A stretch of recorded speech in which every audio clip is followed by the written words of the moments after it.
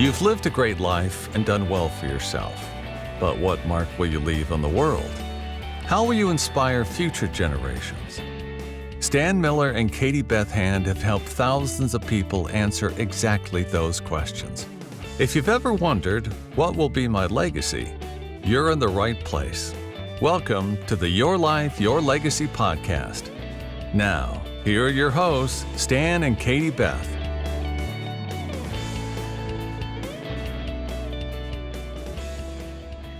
Welcome back, everyone. You are listening to the Your Life, Your Legacy podcast with your hosts, Stan Miller and Katie Beth Hand.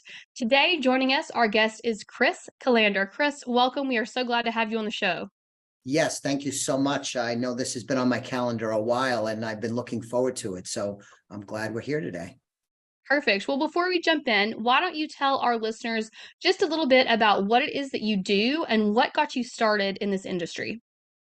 So I am a certified financial planner. I am the founder of Elliott Wealth Management Services. We have offices in Connecticut and also Florida. And Katie Beth, this is the only career I have ever known. I started right out of college some 30 years ago, going on 31 years, which that's crazy. And the practice at Elliott Wealth Management is pretty typical for the advisor community. It's a hybrid practice. We do both investment advisory type work, some transactional work, although that's a minority of what we do for clients. We hold ourselves out as fiduciaries, and we try and work with our small roster of clients to build deep personal relationships where we help our clients achieve their goals and objectives and sort of win with money. And that's our goal. And we've been successful. The career has been very good to me, and I really enjoy helping people. Fantastic. You can see from what you just said now, and then also all the information on your website, that one of the ways you're really able to help clients is by getting to know them well. So talk to us just a little bit about that process, how you get to know your clients well, some of the questions that you ask them, and walk us through what that looks like. Yeah, it's a great question. One of the first things I would say is, as a small practice compared to some of the big firms that are out there, great firms, but big firms, is our clients are not a number. If a client calls in or emails, my team and I are typically going to know who they are right off the jump. We don't necessarily need to go into our database. We're not going to memorize dates of birth, but generally we know who they are, how we've worked with them. We take incredibly good notes so that we could follow up on things that are discussed. And what we want to do through our regular meetings with clients, Katie Beth, is to cover numerous, I'll call them discussion topics. So it's not just in our practice about the investment return, although that of course is important, but we're going to discuss other items, including goals and objectives, estate planning, the naming of beneficiaries as a prime example of that. We're going to go through a lot of areas of discussion with clients so that we can help them plan. The more that we can communicate, we share with them how we work with people and what our philosophies are, and the more they share with us, I think that sets the relationship up for success and leads to a greater likelihood that we don't miss any opportunities and we don't make any missteps. So hopefully that's a good summary of how we work with clients. That is a great summary. Stan, I know you have a ton of questions. Why don't you jump in with a question for Chris? Yeah, I have more than one actually. So I noticed just in reading about you and just in the conversations that we've had, you do take this whole business of connecting personally with clients really seriously, perhaps more seriously than a lot of planners I've talked to. I'm curious, do you have any like subtle tips or tricks of things that you do to open the door to the client relationship, to get clients to really open up to you and really share their deepest hopes and fears with you? Yeah, that's a wonderful question. I think there's a few things I'll say about that. Number one is I need to be genuine with who I'm speaking with. And so I need to be open also. And that's not to say, Stan, that I say, oh, this is how much I have in my retirement account, or this is how much I make. But I want to be open and genuine myself. I think that lends itself to an honest, open dialogue. So I think that's one thing. And second, I would say my training, being in the business for 30 years, being a CFP, the art of running a meeting, asking questions, open-ended questions to get people to talk, feel comfortable, open up is really important. And I would say, I think the third point I'll make is what I talked to Katie Beth about is if we're working with a client, if you're a client of ours, and let's say we agree that we're going to meet 2 or 3 times a year, let's say, is that we want to go back to those topics with some regularity. You know, a good example is, when would you like to retire? Somebody says, you know, pick a day. You know, but if you ask them the next year, they might have a different view of that. Their health might have changed. Their family situation might have changed. They may have inherited money, whatever the case is.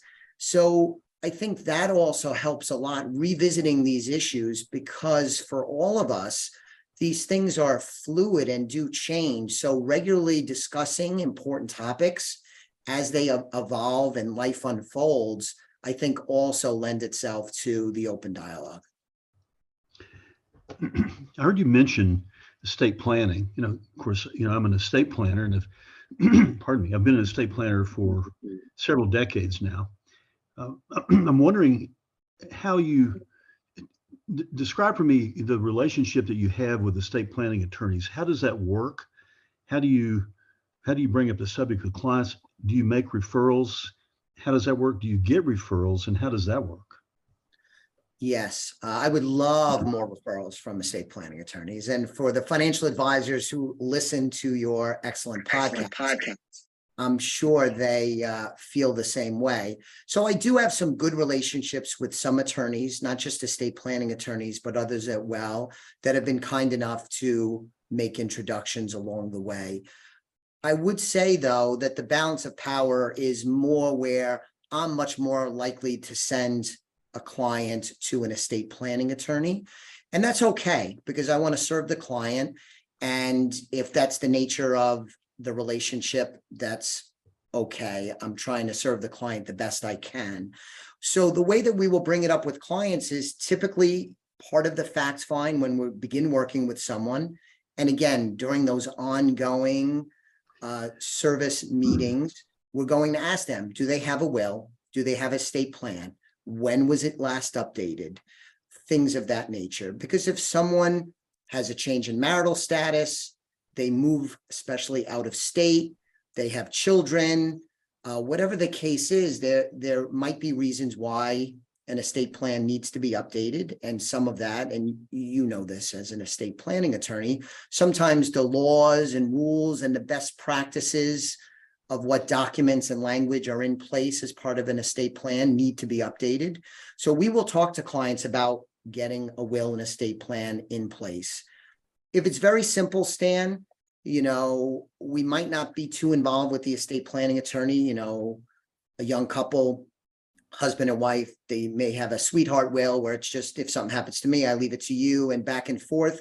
We're not going to often be very involved with the estate planning attorney, but in cases where there's some wealth, some complexity, we want to let the client know that we would love to be part of the process and be included in discussions and meetings with the estate planning attorney, either with the client directly or in separate conversations, so that, again, we could serve the client well.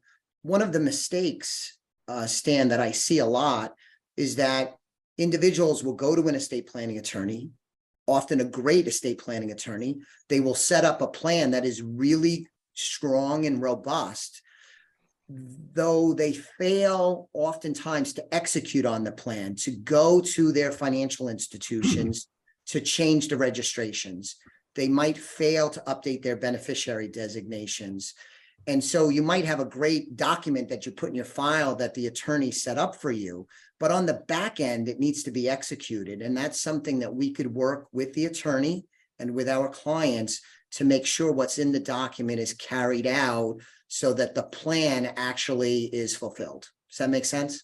It makes total sense. That's really the dark side, isn't it? It's like you have clients that get great documents from great lawyers, but without the follow through, they really don't work. And families are so frustrated when something happens to that client, only to discover that, wow, we've got to go to probate now. And I thought mom and dad paid to make sure that didn't happen. Why is it happening?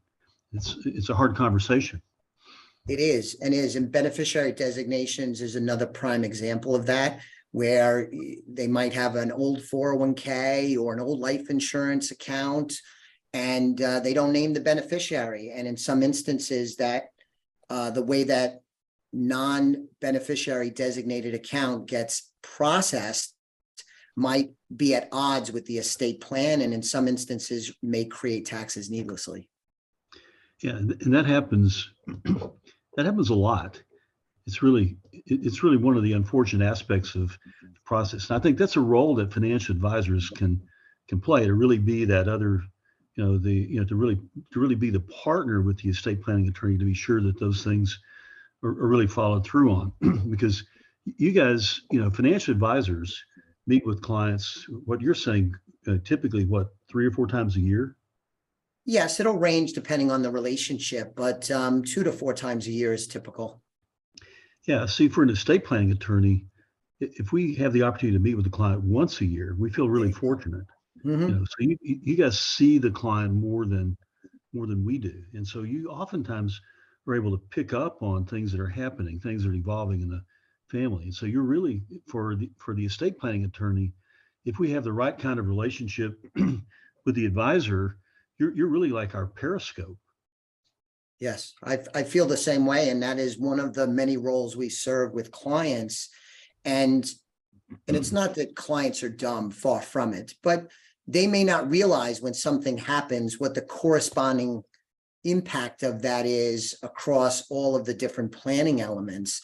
And doing those conversations, like you said, the regular check-ins, we're in a position to let them know, hey, have you thought about how this affect that? Maybe why don't we reach out to Stan and see if this requires an update or a change to the estate plan? That kind of maintenance is very helpful. And I agree with you. It's a vital role financial advisors play. And it's one of the reasons why clients may sometimes want to do investing themselves, but oftentimes I believe that they miss out on some of these important comprehensive or holistic parts of the business relationship that a good financial advisor, a good financial planner can deliver relationally. Yeah, I also think there's data that shows that if they have a good relationship with a financial advisor, their financial returns over time tend to be 200 or 300 basis points higher on an annualized basis. Yes, I've seen that too, including one, I don't know if it was a white paper, a research paper from Vanguard of all places. Yeah. And I do think that there's something to it. It's not to say that you can't do it on your own. I'm not suggesting that. But if you work with a good planner, a good firm, there's a good chance that you will get out of the relationship more than it costs you to be involved in the relationship. And at first glance, stuff might seem very inexpensive, even free, if you will. And I say that in quotation marks. I don't want to get in trouble with regulators. I think you know what I mean, that you might be missing out on some stuff that would really justify the cost of the relationship. Some of the things we're talking about are great examples of that. Yeah. So when you have a client, I'm saying a client that has a bit more wealth than that young couple you were referring to, is it common for you to attend the estate planning meeting with the attorney? I would say that's less common. I think, Stan, more likely would be a separate conversation that my office would have with the attorney's office, separate from the client. That's probably more common. So the client meets with the attorney. Here's the outline of the plan. The attorney reaches out to us or vice versa. We lay out what we've done, the beneficiary designations, the accounts that we're managing, what we know about the client, and we just sort of collaborate. I describe it, Stan, as the right hand and the left hand are coordinating on behalf of the client. That's more likely than sitting in on the actual meeting, although that does happen with some regularity. It's just not the majority of the time. Yeah, I actually really prefer that. And I think from from the financial advisor's perspective, there are things that come up in the conversation the estate planning attorney initiates with the clients that maybe Yeah. wouldn't come up with the advisor. And I think one of the outcomes that I've seen happen is that when those things come out of the conversation, the client begins to see the financial advisor much more so as a family confidant, a trusted advisor, rather than somebody who just happens to be the guy who's selling financial services or financial products. Doesn't sound like that's the relationship you have with clients anyway, but I will say Yes. that I with the financial advisors that we work with, I always encourage them to be present, to be physically present in the room when we have the meeting. I think good things happen whenever that happens. I also sometimes they're able to raise points in the meeting that I might Sure. that prompt questions I might not have asked. Yeah. No, I could see the value in that, and you bring up a great point. So you practice in Connecticut and also in Florida. Do you spend time in Florida? I do spend time in Florida. I've had the office in Florida since 2014. Part of the team is in Florida. My parents live in Florida. They retired there from Connecticut. So it's a good place to be doing business. The Florida economy is strong and growing, population growth, all of the metrics, they seem to be winning economically as a whole, the state. So it's a wonderful place to do business. And candidly, Stan, what I saw with my practice is you work with clients. Often one of the primary goals is to get retirement ready. And you would see the client get to retirement and then they would leave the state. And the most popular place, the number one destination when people retire and they move out of Connecticut, I think it's the case for most of the Northeast states, the number one destination is Florida. And if they don't move there, they might own property there, they may snowbird there, they may just spend an extensive amount of time there. So having the presence in Florida has been very advantageous to attracting and keeping clients even after they move out of state. Going back to something that you said before, that's also meant that a lot of our business relationships have transitioned from you always meet the client in person to a little bit more of a virtual relationship, because we have clients in some 24, 25 states.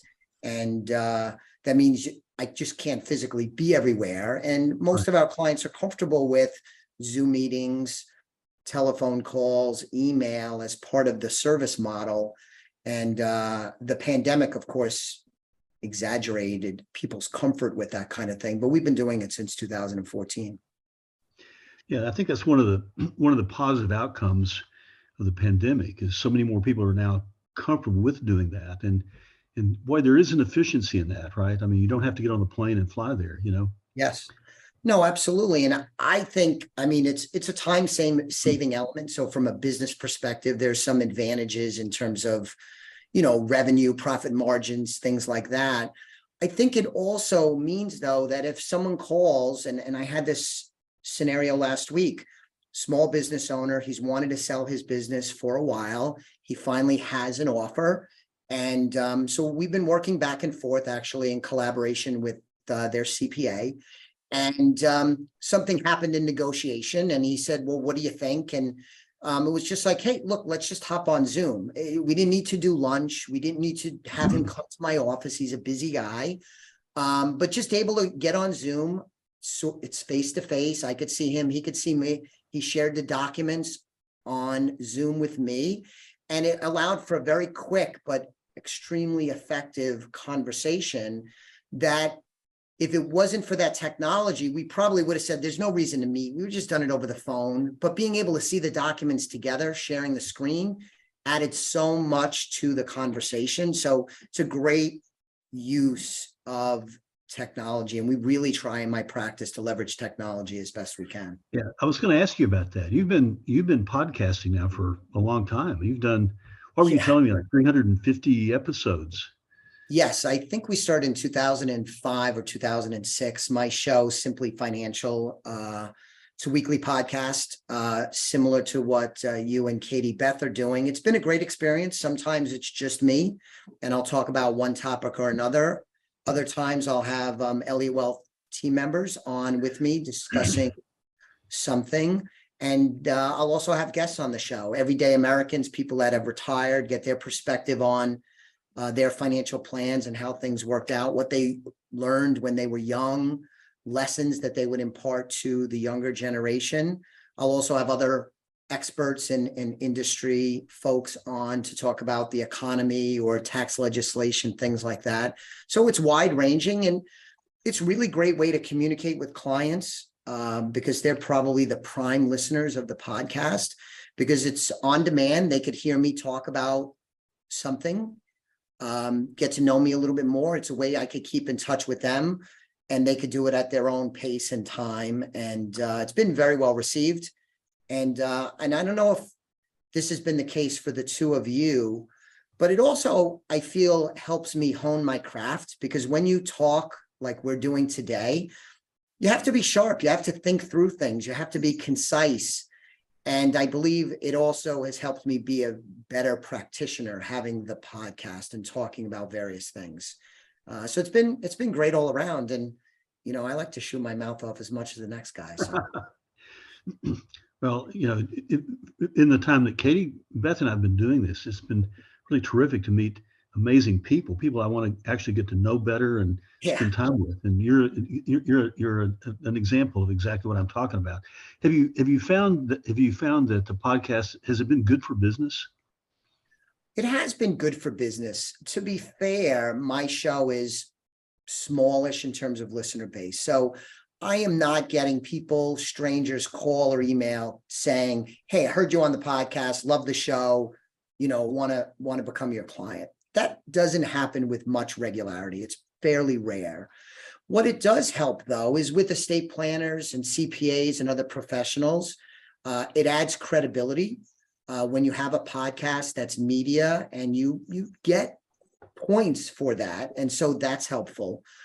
Additionally, Stan, potential clients and clients get to hear me talk about a variety of different things in the privacy of their home or car. They might be traveling and they get to know me. We talked earlier about openness, the genuine self. You know, if you listen to a bunch of my shows, you're going to get a pretty good sense of who I am. And I might not be, I'm not for everyone. You know, I have my own idiosyncrasies, my philosophies, my worldview. So that has really helped with attracting clients and retaining clients. If I meet with, let's say, a potential client and we talk about one topic or another, I will often say, hey, you know, I just covered something similar to this on a podcast. Let me send you a link to the podcast. If I could have that potential client listen to that episode or other episodes, it goes a long way to establishing my expertise and also give them an insight into who I am, how I explain things, how I answer questions. And so that's really the big value, is with centers of influence, potential clients and clients becoming more attractive and maintaining client relationships. That makes total sense. Makes total sense to me. Cool. Absolutely. Well, Chris, thank you very much for all of that information. It was great. Is there anything we didn't cover today that you would like our listeners to know about? You guys did a great job. I would welcome anybody listening to check out my podcast, Simply Financial. Our goal is to increase listeners' financial IQ. You could also go to my practice website. It's elliottwealth.com. Elliott has 2 L's and 2 T's. You could find more information about me, my team, how we work with clients. You could also there find all of the podcast episodes that we've done over the last bunch of years. So please check it out. That would be great. You could also sign up right on the site for a complimentary consultation if you want to talk about one thing or another. But I think that's my pitch there, Katie Beth. That was a perfect, very concise pitch. That was great. Well, thank you everyone for listening today. This has been the Your Life, Your Legacy podcast with your hosts Stan Miller and Katie Beth Hand. Our guest today was Chris Calandra, and we will add links in the show notes for his website, elliottwealth.com, as well as his Simply Financial podcast. We'll see you next time. Thanks for listening to the Your Life, Your Legacy podcast with Stan Miller and Katie Beth Hand. If you enjoyed the show, please rate, review, and subscribe on Apple Podcasts, Spotify, or wherever you get your podcasts. To find out more about Stan and Katie Beth, go to pinnaclelegacylaw.com. You can also find links in the show notes.